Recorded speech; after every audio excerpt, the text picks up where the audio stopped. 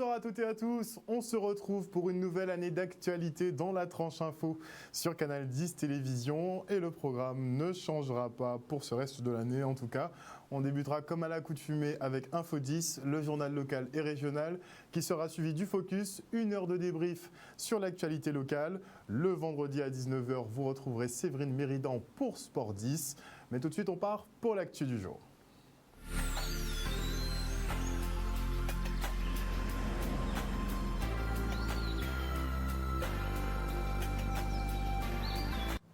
Nous sommes le mardi 4 janvier 2021 et si les réalistes pensent que rien ne change vraiment avec une nouvelle année, les rêveurs, eux, restent d'éternels enthousiasmes pour ce changement de cycle. Et dans le top 10 des choses à souhaiter, nous avons la santé, la paix et l'amour dans le monde, comme d'habitude. Alors nous sommes partis à votre rencontre pour en savoir plus sur ces fameuses bonnes résolutions à prendre. Regardez. Qu'est-ce que vous aurez à souhaiter pour cette nouvelle année 2021 ? Pas mal de choses, surtout le travail, hein, tout simplement, pouvoir évoluer dans ce que je fais. Et, essayer d'avoir de meilleures retombées que l'année 2020 avec le Covid. Je souhaite déjà la santé pour tous, c'est le principal. Et après, qu'on s'entende tous, que tout se passe bien et puis voilà. Hein. C'est le principal, c'est la santé avec les temps aujourd'hui, c'est le principal. La Guadeloupe ça change, c'est-à-dire les politiciens, tout ça, essaient de mettre la Guadeloupe un petit peu plus haut que comment il est là. Mais de toute la manière, je ne crois pas que ça va changer grand-chose. Que le Covid s'en aille, qu'il n'y ait plus de Covid, tout simplement. Ce que je souhaite, beaucoup de choses, que les gens s'entendent, qu'il y ait beaucoup de solidarité dans le monde, que les gens s'entraident et que les gens se comprennent. Voilà. Et puis du travail pour les jeunes, et puis beaucoup de la santé, qu'on se porte bien sûr avec le corona, qu'on n'ait plus de problèmes de santé avec le virus qui court. Que nous aimions les uns les autres. Ben oui. Et que nous vivions bien ensemble et que le virus s'échappe. Il ne faut pas qu'il reste là. Donc qu'ils fassent attention. Qu'ils fassent attention, qu'ils se protègent, de façon à se protéger aussi les autres. Qu'ils se protègent. Qu'ils mettent toujours les masques, respecter les gestes barrières et puis se laver souvent les mains. Et éviter les grands rassemblements de fêtes. Parce qu'une fois qu'on a bu 2 punches, on enlève son masque et on ne le remet plus. Donc éviter ce genre de fête, il vaut mieux le faire à la maison, en petit comité, avec des gens plus ou moins sûrs, bien qu'on n'est jamais sûr, mais bon, en fait.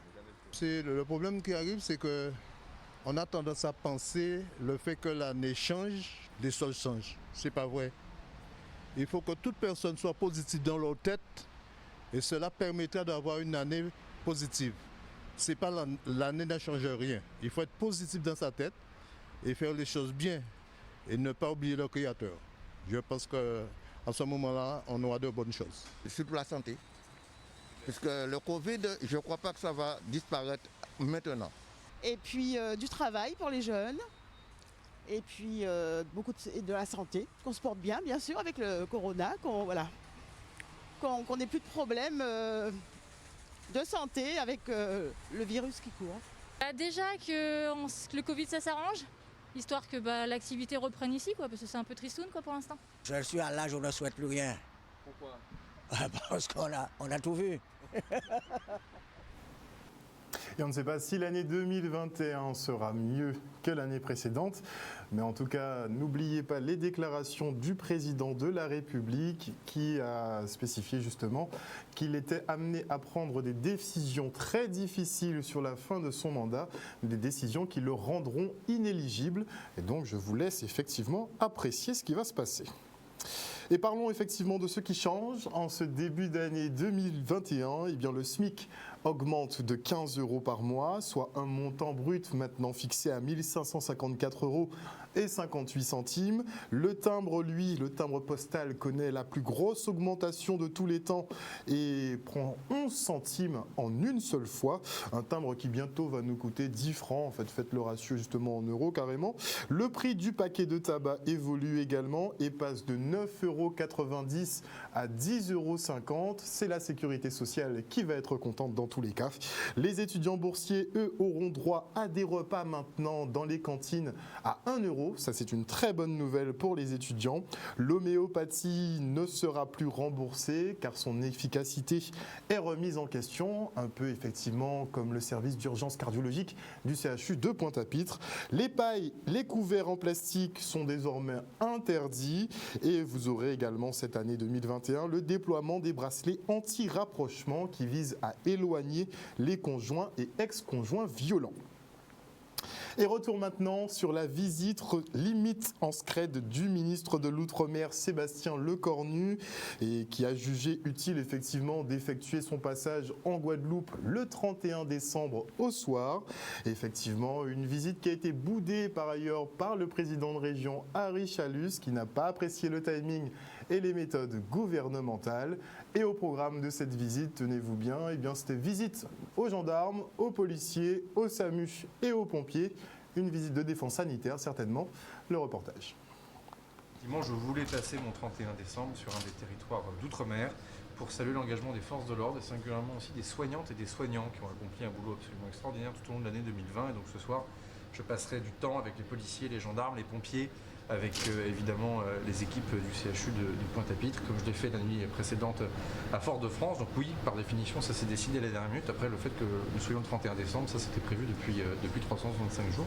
Donc c'est une surprise que le ministre soit sur le terrain un soir de Saint-Sylvestre. Néanmoins, je vais en profiter pour rencontrer les élus, parce que évidemment, je ne les découvre pas, je les vois souvent, je les connais bien, pour faire un point sur tous les dossiers en cours, la question de la gestion de l'épidémie qui n'est pas complètement terminée et sur laquelle on doit être plus que vigilant parce qu'on a des taux d'incidence qui sont très très faibles. Mais on sait très très bien notamment que cette soirée de la Saint-Sylvestre est un risque d'avoir, allez je le dis en mettant les pieds dans le plat, un phénomène partie hollandaise de Saint-Martin au mois d'août, c'est-à-dire en faire une énorme fête, quelque chose qu'on a du mal à réguler, qui génère derrière un énorme cluster et qui pourrait nous conduire à une reprise de l'épidémie. Ça explique les mesures aussi que le préfet a été amené à prendre. Donc il faut qu'on arrive à enjamber cette nuit de la Saint-Sylvestre de manière la plus citoyenne possible pour s'assurer de ne pas avoir une reprise de l'épidémie. Il y a un enjeu ensuite important sur la relance économique, travail important à être accompli entre le préfet et les collectivités territoriales. Donc ce sera l'occasion de faire un point. Puis faire le point sur un dossier que je connais bien, puisqu'il me suit dans toutes mes fonctions ministérielles depuis 2017, c'est la question de l'eau. J'étais secrétaire d'État à l'écologie. J'étais premier membre du gouvernement à porter ce dossier de l'eau en Guadeloupe. Ministre en charge des collectivités territoriales, évidemment, c'est une compétence décentralisée, ça n'a jamais été une compétence de l'État, comme vous le savez. Donc, en tant que ministre des collectivités locales, j'étais amené à traiter ce dossier. Et puis désormais, me voilà ministre des Outre-mer, donc évidemment, ce dossier est toujours sur mon bureau. Mais en tout cas, sur ce dossier de l'eau, il y a encore un énorme flou artistique qui pèse justement sur ces 400 millions d'euros qui devaient être alloués à la réfection du réseau d'eau potable ici en Guadeloupe. Et la fin d'année était plutôt morose, même triste du côté de Moule, puisqu'effectivement plusieurs habitations et une pharmacie du centre-ville sont parties en fumée. La région Guadeloupe, par le biais d'Harry Chalus, s'est proposé de développer une enveloppe exceptionnelle pour venir en aide aux familles qui ont tout perdu. Le reste en images. Vers au moins 10h30, 11h, j'étais absente de la commune. Et quand on m'a informé qu'il y avait un feu, je suis arrivée, je revenais de Bastère au centre de gestion. Et naturellement, je n'ai pu que voir, constater qu'il y avait déjà des maisons parties en fumée. Et en arrivant, donc il y a la maison à Langue, la Cascade Henri, le premier étage tombait et je l'appelle en métropole pour lui dire « ta maison c'est fini, mais on va protéger la pharmacie ». Et alors très rapidement, avec le vent qui soufflait très fort, vous constatez aujourd'hui que le vent souffle très fort, vous avez la mer derrière, la pharmacie aussi est partie. Donc c'est un triste événement. En cette fin d'année où nous avons le Covid, là aussi c'est un triste événement en cette fin d'année. Nous espérons que l'année prochaine ça sera meilleur. Et le président de la région, il est venu me voir et puis il a déjà dit qu'on verra ensemble les familles. Et il a annoncé à monsieur et madame Coury qu'il va débloquer une aide. je ne sais pas de quel montant, mais une petite aide pour pouvoir les aider parce que là, il y en a qui ont tout perdu. C'est une vie de 30 ans, de 40 ans. Et nous avons le pharmacien. Alors c'est vrai que tout à l'heure, il y a peut-être 1 heure de temps, j'ai eu l'ARS qui m'a appelé, qui voulait venir déjà maintenant. Je lui ai dit, ils ne sont pas là, mais lundi, on va se revoir de manière à voir dans quelle mesure qu'on pourra aider le pharmacien avec le personnel. Il y a du personnel qui se trouvera en chômage. Comme je l'ai dit à Madame le maire, que la région va débloquer une aide d'urgence pour ces personnes qui n'auront pas d'activité pendant très longtemps. Et par la suite, avec le maire, avec le président de la communauté d'Aglo que j'ai eu ce matin, M. Bardaï, nous mettrons en place peut-être des accompagnements pour pouvoir aider ces familles, ces commerçants de la ville du Moule. J'étais hier à midi dans l'autre rue au moment où le feu démarrait. Et je disais à certaines personnes qu'effectivement, que ce soit le samedi, le dimanche ou férié, le Moule est animé. Il y a toujours une vie dans cette ville et voir ce drame qui touche la ville du Moule ce 30 décembre, en fin d'année, je dis que c'est triste. Donc nous serons là pour les accompagner, pour tout mettre en œuvre. Il y a des familles commerçants que je connais, qui sont des amis. Quand on parle de Coury, la famille Hazard, tout cela, ce sont des personnes que je connais. Chamas. Et surtout, quand je vois dans le bâtiment où il y avait la pharmacie qui a été vraiment détruite, le bâtiment est détruit, il y a 7 médecins qui ont tout perdu. Donc, et des spécialistes. Donc voilà, je dis que c'est la Guadeloupe qui est touchée. Nous sommes tous aujourd'hui touchés. Nous sommes solidaires de la ville du Moule, des commerçants, du maire du Moule et de la communauté d'agglomération. Donc, comme je l'ai toujours fait, hein, vous me connaissez, c'était normal que je puisse venir ici, constater avec l'équipe municipale les dégâts et prendre des décisions pour qu'on puisse soulager, accompagner et donner de l'espoir à ces familles. Et on souhaite beaucoup de courage justement à toutes ces familles. Et on parle de sport caritatif maintenant avec ce tournoi de basket qui est organisé en faveur des enfants hospitalisés au service de pédiatrie du CHU de Pointe-à-Pitre. Du beau jeu pour de belles récompenses, enfin de beaux cadeaux on va dire, pour ces enfants quand même qui ont passé un Noël dans des conditions qu'on ne leur envie pas, ça clairement. Regardez. De cette rencontre phare de cette 5e étape du tournoi de reprise Let's Play Challenge, événement caritatif en cette ultime étape. Nous avons choisi de donner cette coloration avec le docteur Després, qui est le chef de service pédiatrie du CHU de Pointe-à-Pitre, afin de pouvoir offrir des cadeaux aux enfants hospitalisés par le biais de l'organisation du tournoi. Donc le principe, c'est que les joueurs apportent des cadeaux qui seront offerts aux enfants durant le mois de janvier pour leur apporter un peu de joie et pour aussi leur montrer que les basketteurs ne pensent pas qu'au jeu, mais ils ont aussi du cœur, ils ont le sens du partage. Et donc pour cette nouvelle année, nous avons voulu faire cette action dans le cadre du tournoi Let's Play Challenge.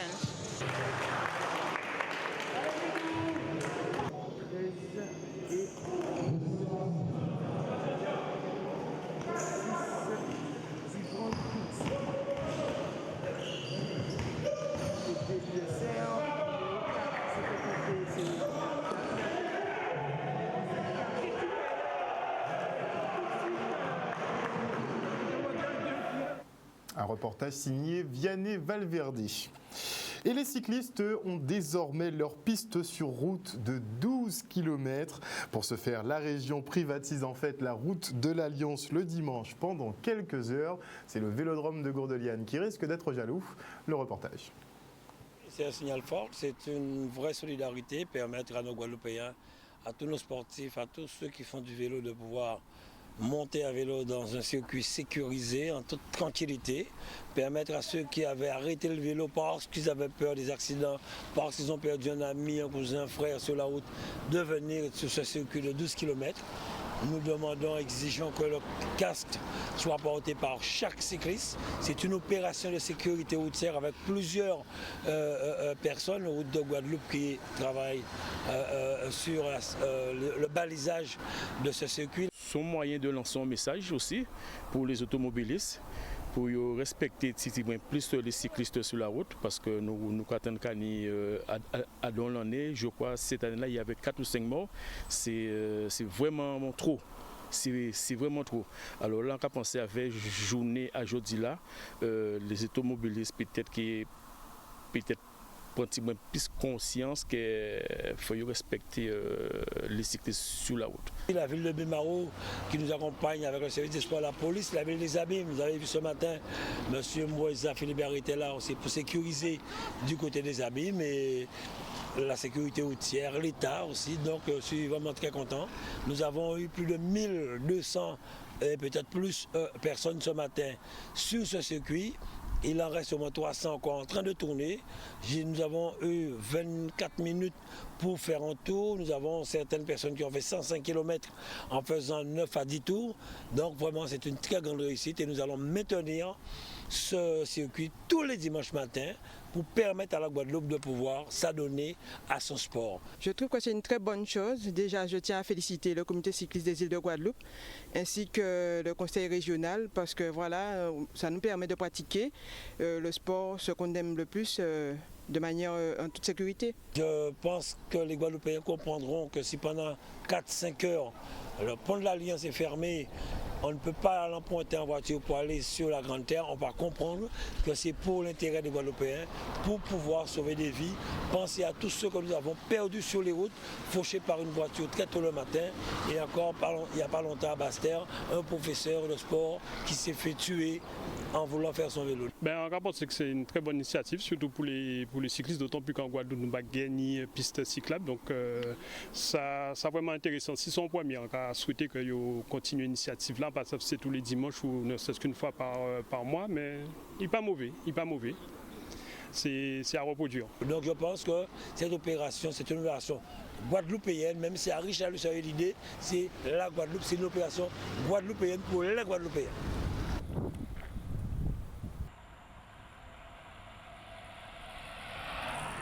Et en parlant justement de ce cycliste qui a été percuté, on le rappelle, par un véhicule de gendarmerie avec des gendarmes justement à son bord, eh bien nous n'avons toujours aucune information sur les avancées de l'enquête, tout comme effectivement le cas de Clodo qui est décédé du côté d'EDS suite à une intervention visiblement qui se serait mal passée.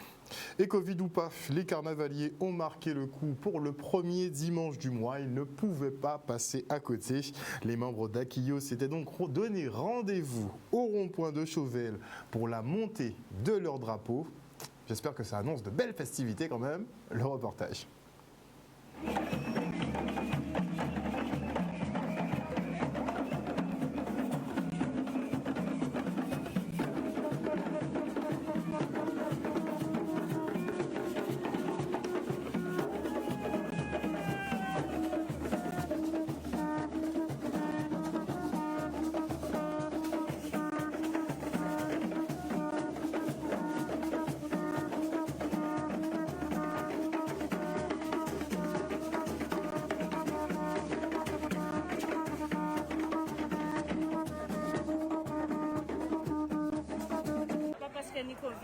Faut pas nous faire ça, nous l'habitude de faire des gens paquets l'année.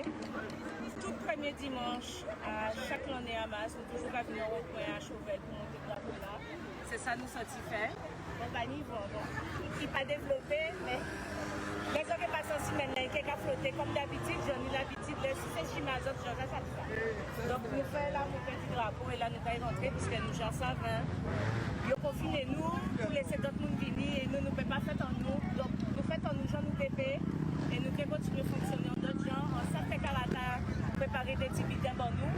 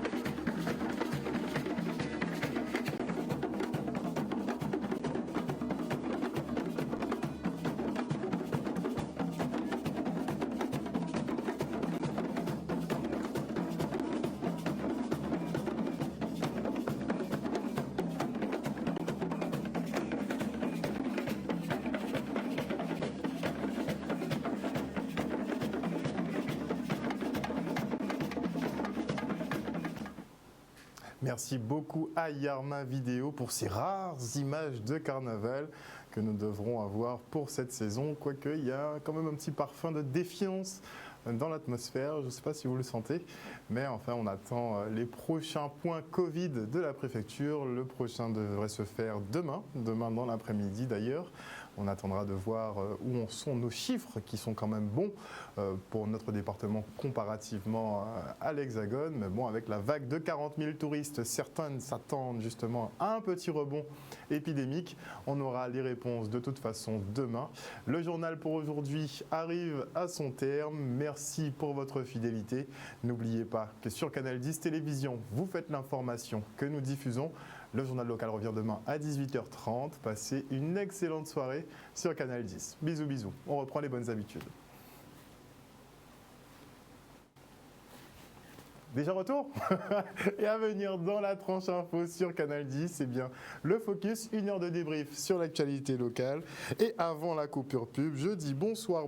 Oh, bonsoir à Teddy Bamberg, bonsoir à Johanna Bon, bonsoir à Patrice Antoine, bonsoir à Lydia Luce, bonsoir à Patrick Nantes, à Armande Aubertan, à Ahmed de l'Aquitaine, à Mike Guadeloupe, bonsoir à Marie-Hélène Borès, j'espère que tu vas bien Marie-Hélène, bonsoir à JL des Outils, toujours connecté, toujours filé, et bonsoir à Ogia Villeroy. On se retrouve après la coupure pub.